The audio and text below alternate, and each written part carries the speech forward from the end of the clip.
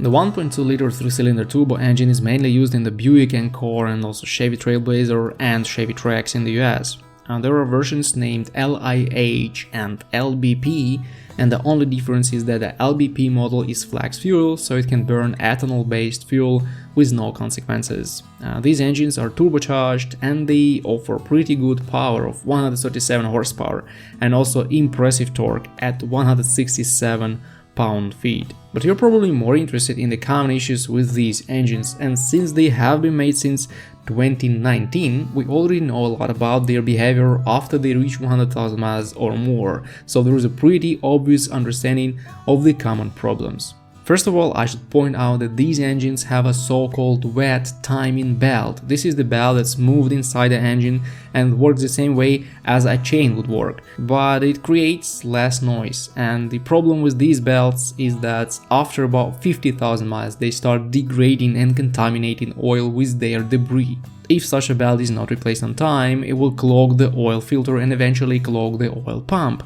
When you see the oil pressure warning light on the dash of your Chevy or Buick equipped with this engine, it's most likely that the problem is huge and driving further is not a good idea. The engine needs to be cleaned properly, otherwise you can kill it any minute. So I believe if you replace the belt here once every 40,000 miles, you will be good to go. Also, the oil should only be used OEM because it affects the belt, and any aftermarket oil may speed up the process of belt degrading.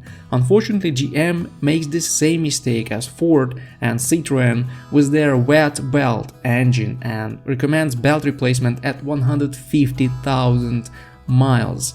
Well, I don't think a single 1.2 turbo engine will survive 150k miles without belt replacement, so keep an eye on it. Other than that, these engines only have minor issues. They are pretty noisy and they vibrate a little more than you would expect. Also, these engines have an over-engineered start-stop system that you will want to turn off every time you start your vehicle, and I've heard a lot of complaints about the evap system throwing various warning lights and codes, but usually those will go away after some time, causing no real harm. One more important thing is that you shouldn't expect a lot of miles from this engine. I believe 150,000 miles should be the average lifespan of the 1.2-liter turbo, since the engine only has 3 cylinders and works with serious vibrations all the time. After 100,000 miles it will start consuming a little oil, and at about 150,000 miles the engine may not be wise to repair since it's about to end its short and bright life.